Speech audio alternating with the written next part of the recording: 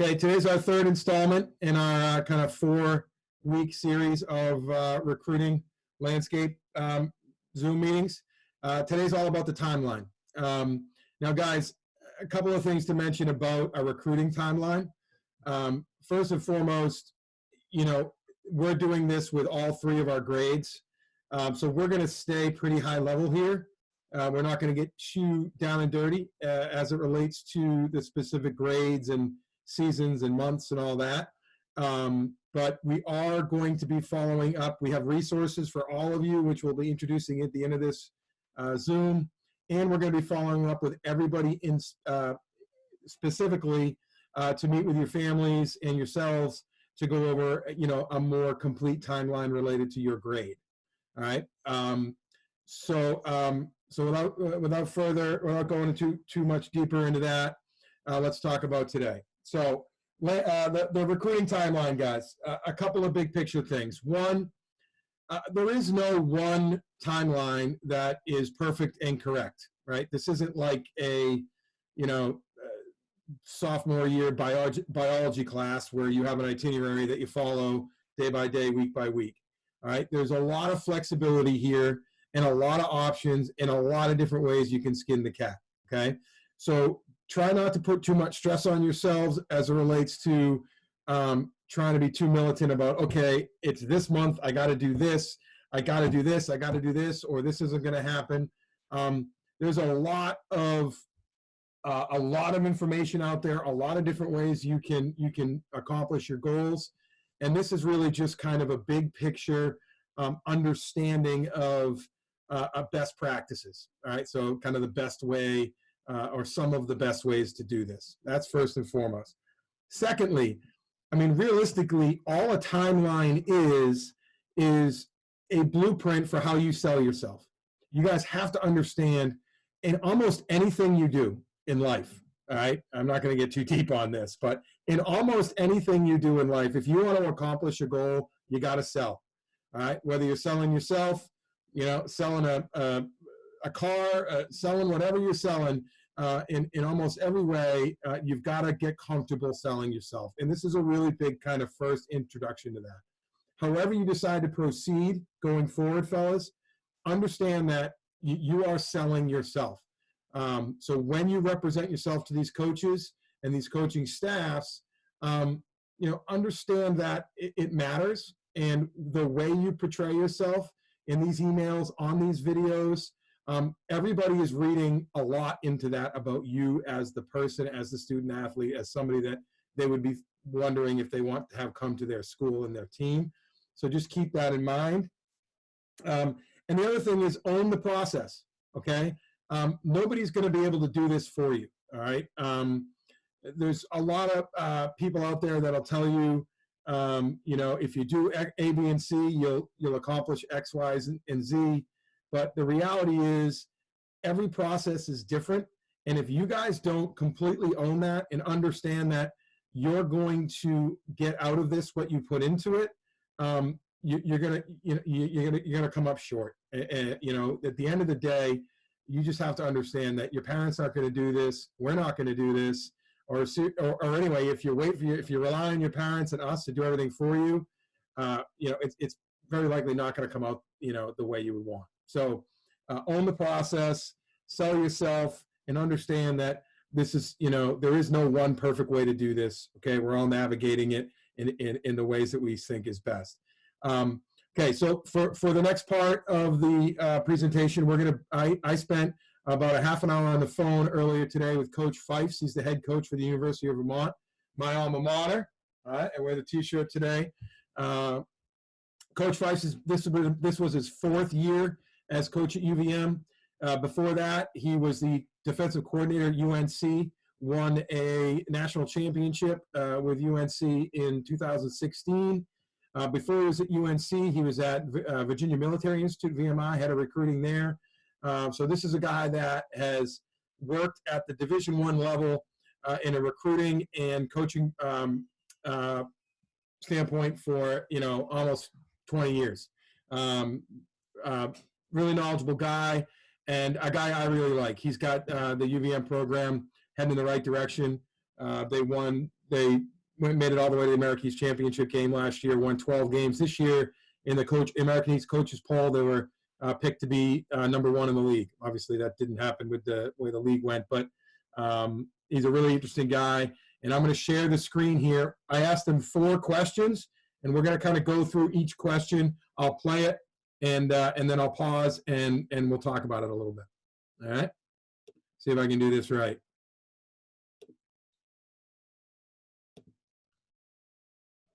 All right, we're recording. Coach Feifs, University of Vermont, Catamounts. Murph and Clemmy, can you see that okay? Yeah, we're good. All right, here we go. Relax, my alumni, thanks so much for joining us today. We'll get right to it, get through this quick.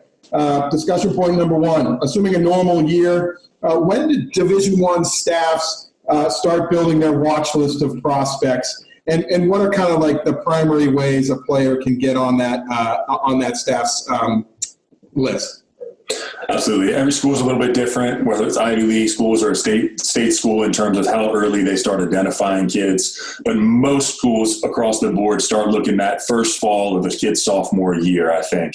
And without us being able to communicate, the only way we can identify is through films of maybe other sports that they're playing or how their summer, went with their club team or with that fall. So starting that fall of their sophomore year is typically when we get those watch lists going, and just constantly keeping communication from the student athletes on what they're doing from season to season is a good way to stay on the watch list and make sure that we get out and see you play the following summer. Great. So after that summer season, leading up to their sophomore year, they can put together some good film, start to craft a list of colleges they're interested, and it's just about email, get on the radar with email and continue to stay on.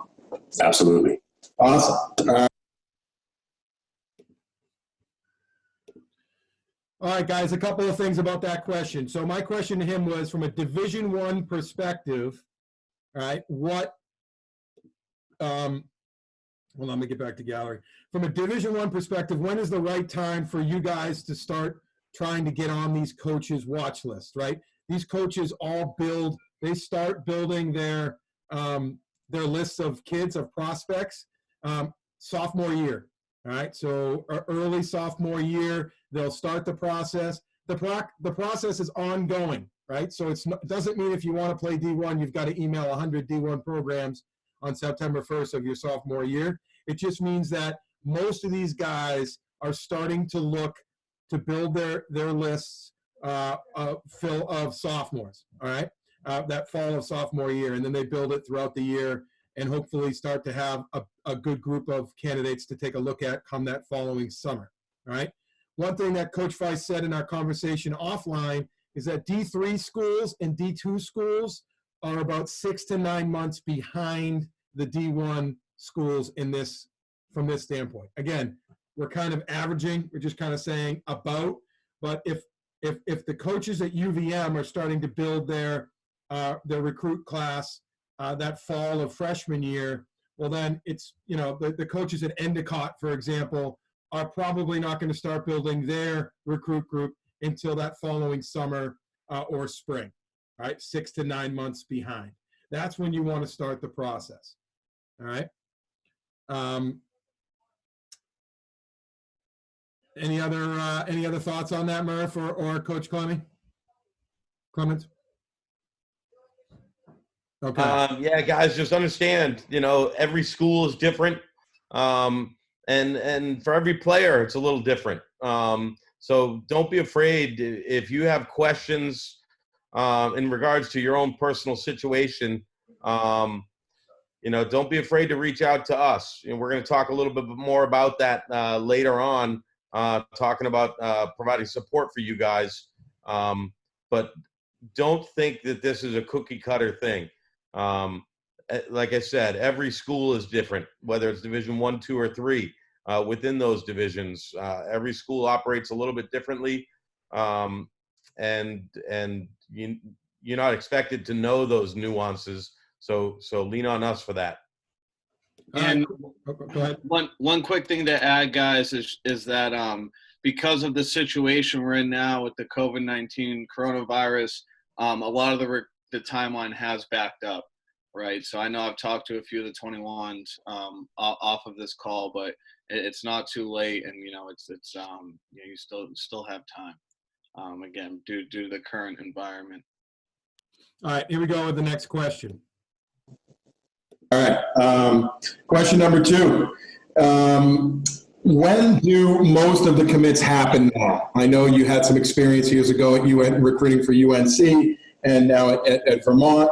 And that commit schedule has changed pretty drastically, right? Over the years. I just want you to provide some clarity on what it's like now. I mean, when are Division I commits, the bulk of them actually happening, and how does it lay out? Yeah, again, 20 years ago when I was getting recruited, kids were committing senior year of their high school career, and some juniors if they were a very, very elite level player. And then, 6, 7 years ago when I was in the ACC, we were recruiting kids as rising freshmen and sophomores. And I really feel that the rules the way they are now are probably the healthiest and allow kids to be a student athlete, play other sports, and not obsess about committing to a college, when they don't even have their driver's permit yet. And there's a lot of pressure that comes along with that. So right now I would say, guys are typically committing in a couple different waves. The first wave is that fall of their junior year. Your early commits typically go at that time. I would say 15 to 20% maybe would be the highest, that first wave of commits. But the real bulk of kids that are committing are typically winter or spring of their junior year. Once they've had a time to get on campus, take some visits, and really start to whittle down their list a little bit. And also schools tend to, take kids at their position. So it also self-selects for them. So the bulk of kids, I'd say winter or spring of their junior year, and then even fall of their senior year. I mean, there's kids that we discover late in the process in the summer at a school like Vermont that maybe is a late bloomer, or he's been overlooked, or he's dealt with an injury. And typically schools these days are always saving at least a spot or two for some late pickup. So I would not get dejected if you don't, get on that first 10 to 15% of kids committing in September of their junior year, because it's a very small number of kids. And, there's a lot of opportunities out there these days.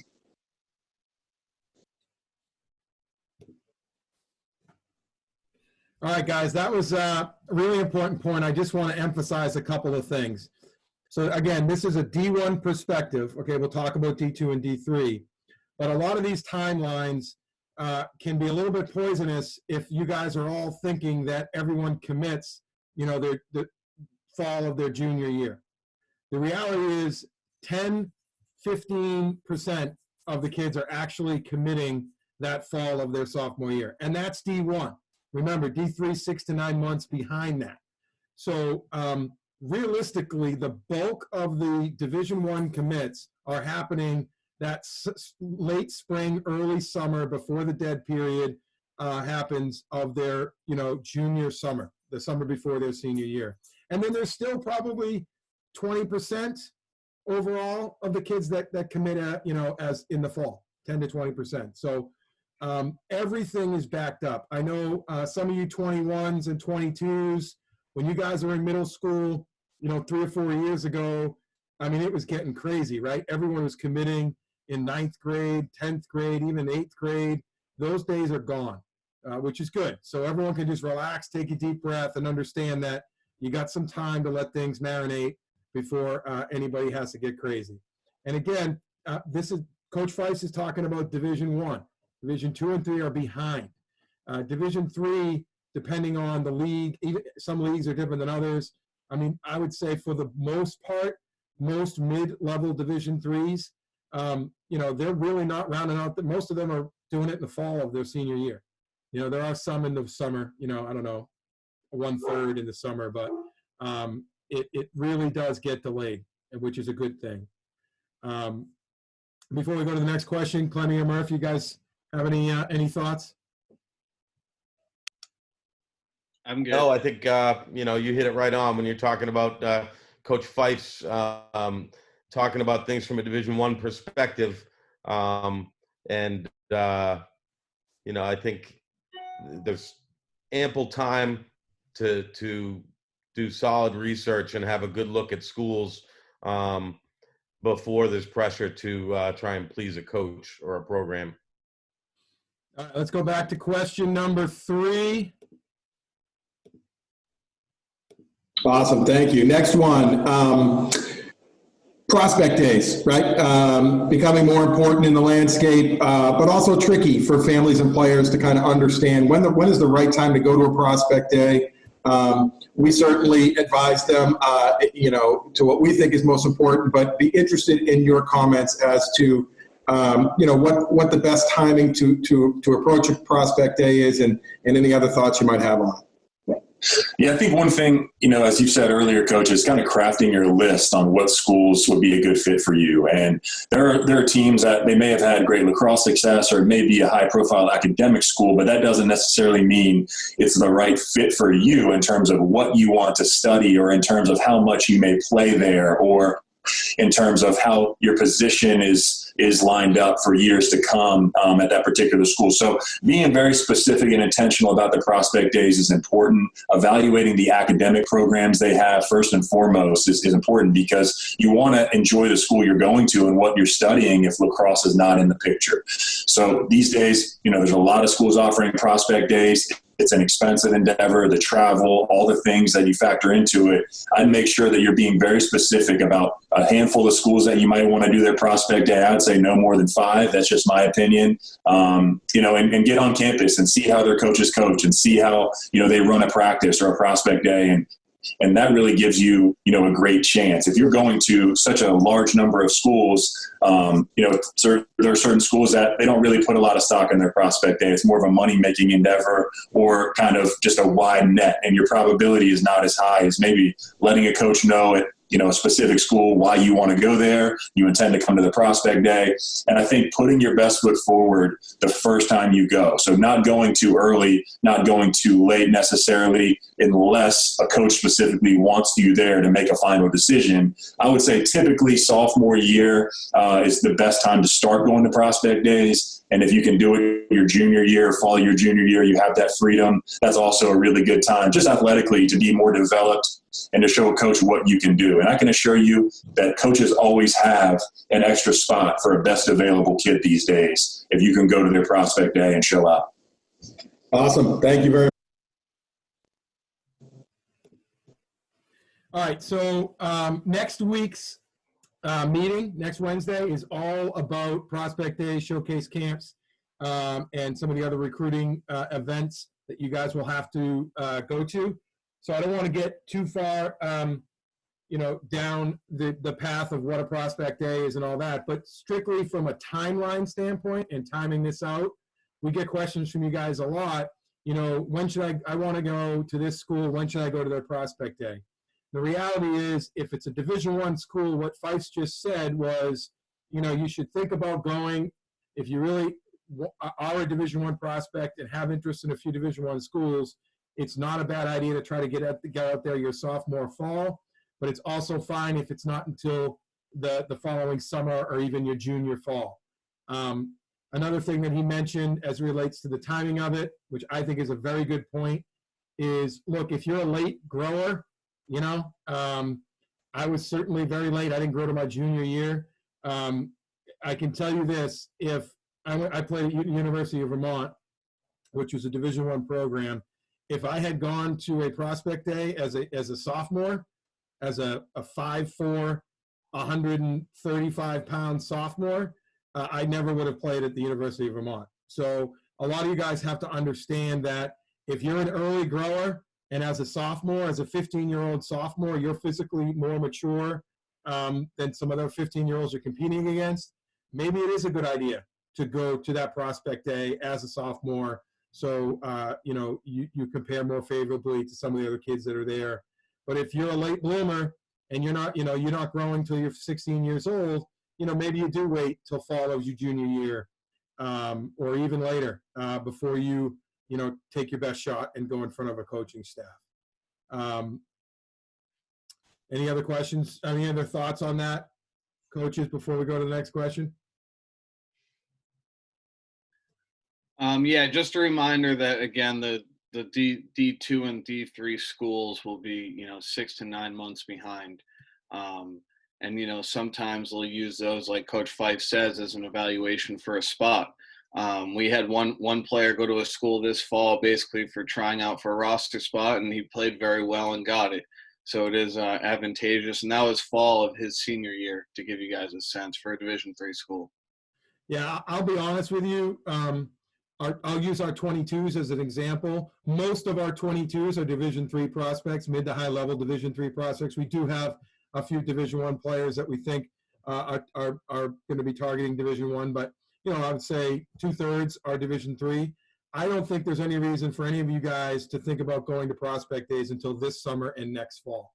Now, this summer is going to be wonky with all the campuses being kind of quarantined and canceling all these events. So if you guys as 22s have a target list of some schools that you think you might like, even if you're kind of getting close to a target list, it might be a good time to start thinking about reaching out to those staffs and seeing when their next prospect days are, if they're going to have any this summer, because next fall you'll definitely want to go to a couple. All right. Yeah, and I just want to hit on what Coach Feif talked about. The idea isn't to go run out and sign up for all these camps. The idea is to know what you want, and then use these events to be differentiators. Learn what you like about a school, a coaching staff, the campus. Learn what you don't like about those things. It's a very intimate way for you to get to see the school and learn about the school and the lacrosse program. And it's also flip side for the coach to learn about you. All right, guys, let's go to the next question. Much. A lot of that is definitely in line with what we think, so it's good to hear. Last one. Okay. How about one piece of advice that you could give a player, just frankly, to get on the radar of a school or a handful of schools that they know they're interested in? I mean, is there one kind of life hack here, one thing that stands out as it relates to what they should be doing? There's just so much things out there now between film and emails and different services that you can subscribe to, and a lot of different ways to skin this cat. Is there one kind of hack that you would advise? As you already said, there's more avenues to communicate with coaches than there have ever been with, YouTube and social media. And, some people believe that that's going to make your recruiting process easier or simpler, or somehow you're going to get recruited, quicker. And the reality of it is, it's really about being intentional and taking ownership of your process. That what I mean by taking ownership of your process is not relying on a service or your parents or your coaches to do your communication for you with these specific colleges, crafting emails that are not cut and paste emails, or emails where you spell their coaching staff's name right, or you have their school right. There's a lot of little things that guys tend to mess up on. We see so many more emails than these guys send out. So I've seen every single thing under the sun. I want to know why a guy wants to come to Vermont. What is it about our school that makes you believe you'd be a good fit? And also, if you're willing to take the time to write me an email, personal email, I'm going to take the time to write you back a personal email if you're obviously within the rules. So, taking ownership of your process, sending coaches films if you're playing other sports is a great way to capture our attention. There are times when we may recruit a kid based off of this football film, not even seeing a lacrosse film yet. So these are ways that I think you can get your foot in the door. Just because you have the ability to get in more coaches' inboxes, so does everybody else. So how do you set yourself apart? And that's by taking a little bit more time and not maybe throwing a net to 80% of the schools and hoping 20% get back. Really focusing your attention on 20% of the schools and putting 80% of your effort into that. And that is what I believe is going to give you a better probability. Great answer. Well, listen, Coach, I know you've got a complicated few months ahead of you. I know you do a great job. Good luck to you. Good luck to the Catamounts. And stay safe, my man. Awesome. Thank you very much. All right, I love this answer there at the end. I think one way to break it down, guys, is, be authentic, right? The more you put into this process, more of yourself you put into this process, I think the more you'll get back. I mean, that last piece when he just said, look, don't be one of these guys that just blankets the universe with emails and cut and paste their emails, or, you know, uses one of these recruiting services to blanket email coaches. What he's saying is, you know, if you want to play lacrosse at a certain school, you know, put together communications. Every time you write that person an email, you know, make it yourself, make it authentic, put some time and thought into it, and it'll go a long way. All right, well, anyway, big thanks to Coach Feifs. Before we end, guys, we've got a couple of resources here that we're going to be emailing out. They'll also be online for you whenever you need them, as it relates to the timeline and the support that we can give you, okay? So I'm going to share my screen here real quick and just talk about two separate forms that, again, you are going to get emailed to you right after this and will stay online and you will have access to, both of which are timelines, okay? First of which is a very long form timeline, all right? So let me just bring this up.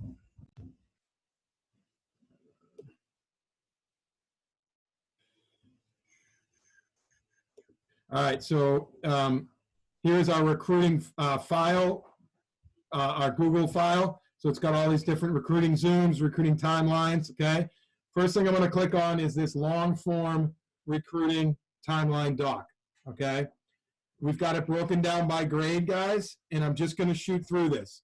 Reminder, you will have access to this. It is a ton of information, all right? This is long form. We wrote down every season, what's important, what you should be thinking about, things you should be doing, fall, winter, spring, and summer of every grade you have.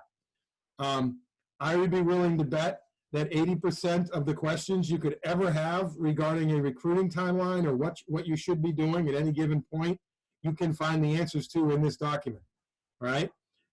It's long and it's a lot, so you know, I'm not asking you to go spend the next hour looking at it, but it's really important you know it's here because there is a ton of information in here for you, okay?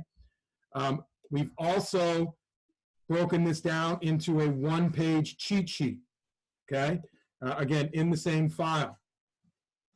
Here's the cheat sheet. Let me zoom out.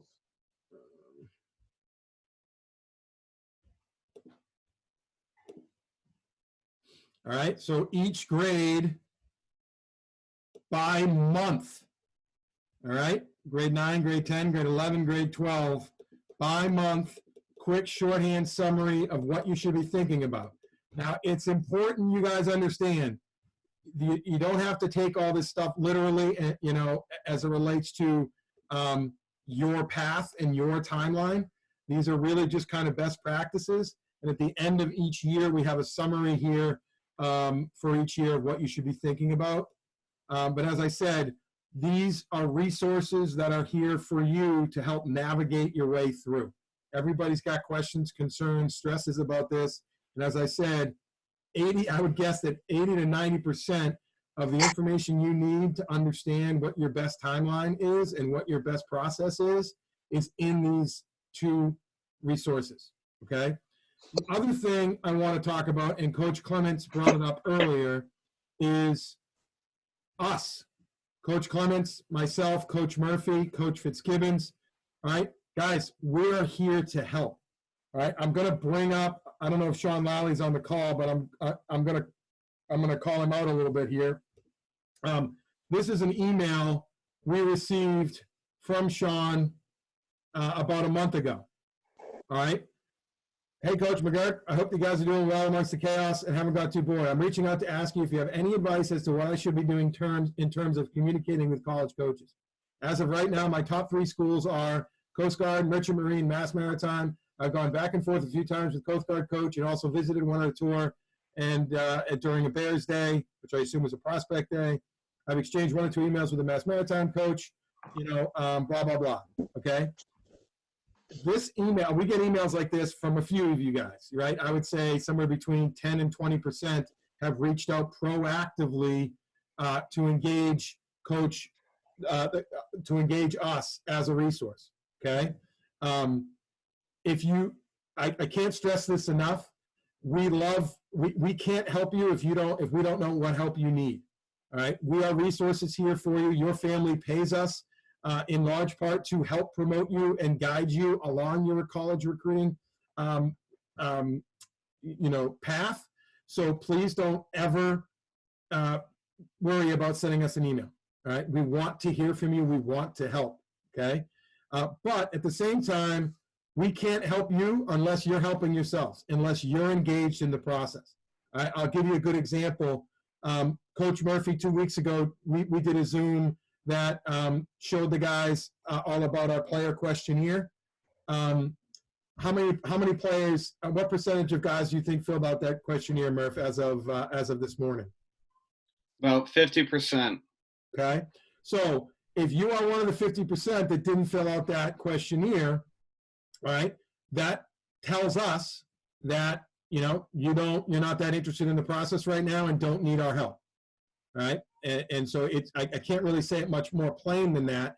When I'm not judging you, if you don't want to fill out that, if you don't want to put the time in, if you don't want to play college lacrosse, that's totally fine. It's not for everybody. But if you do, you have got to engage the process and engage us so we can help you through the process. And it's as easy as an email or a phone call. And to that end, we're going to be following this up with an email, which will show you guys exactly how to get access to those 2 timelines. We're also going to be following up with all of your families, only the players that fill out that questionnaire, that recruiting questionnaire. But anybody that's filled out that recruiting questionnaire will hear directly from one of our directors and coaches about meeting, doing an individual player, parent, and coach Zoom to talk more specifically about things that you should be thinking about and targeting. We're also going to send out information on that NCAA eligibility center. Murph brought that up a couple of weeks ago, but there's some great tools on there as it relates to, kind of narrowing your search geographically, Division I, Division II, Division III. You also, everybody has to go on there, get an NCAA profile from there. That's on the timeline as well. Just wanted to close by saying, we're here for you. We have all the resources. We have the guys to help. Just engage us, engage the process. Coach Murph or Clements, you guys have any last parting thoughts? Yeah, I just want to reiterate on the importance of that questionnaire. So you guys understand our perspective. That's where we're going to gain knowledge of your academic ability. That's where we're going to see the type of schools that you think you could be interested in. And if you're talking about schools that are inappropriate based on your ability and or academic standings, we want to make sure that we're helping you be efficient through all of this. Another piece is in your King's profile, in your profile that we have on League Apps where you registered for our program. For many kids, we don't have your personal email or your personal cell phone, and we want to be able to communicate with you and make sure that you're getting all of our emails and things like that. Because I know a lot of times we send these out and sometimes kids don't even know because the email is going to their parents. So we want to be able to update both League Apps and Huddle with your personal email address so that we can have you on top of what you need to be doing. Guys, I just got a good question in asking when you email your school, like when you email a coach and a coaching staff, who should you email? That's a great question. The answer is all the coaches' emails you can find. So, like, for example, if UVM is on your list of targets, you can just go onto their website, and every website has a coaching staff page which has their emails right on it. Email every coach that has an email on that, because again, Division I, they can't respond to you really other than with very basic information. But in Division III, they can be a little bit more specific in their response. But you'll know who to continue to to contact with when you get that reply. Most of the time, it's the assistant coaches that are managing the early part of building these recruiting lists, and the head coach doesn't really get involved until they have a prospect list. But the more people you email from that coaching staff, the better is the quick answer. Guys, last thing here. Again, like Coach McGurk said, we're here to help. We want to help, but you got to own it. All right. Again, your parents should be involved, right? They're a big part of this, and they're probably helping you out financially. But you have to own it and take responsibility to make that first reach out to a college coach or to one of us. All right. Again, we everyone should be involved, but you initiate it and you own it. Another couple of good questions here. I'm just gonna. These are good, so I'm gonna go. Quick question is: are you allowed to email a coach even if you're not a junior? 100%. To be clear, Division III, you can email a coach, and a coach can email you whenever they want. There are no restrictions on that. Most of those coaches aren't going to give you any quality time until junior year, but if you reach out to them as a freshman, you might actually get a response a little more in depth than you think. Division I and Division II, it's 1 and 2 kind of have the same rules as it relates to recruiting. They can respond before September 1st of your junior year, but it can't be. It's going to be very generic. You'll probably get like a cut and paste generic email that says, "Thanks for your interest. Click here to fill out our questionnaire, our recruiting questionnaire on our website," or something like that. You might get a little bit more. Maybe they'll tell you when their next prospect camps are or something. But don't get discouraged. That's all they're allowed to do. And even if you don't hear back from those, early emails when you're a sophomore or whatever, even if you don't hear back, don't get discouraged. They got the email. You probably went into a database somewhere, and that's just step one.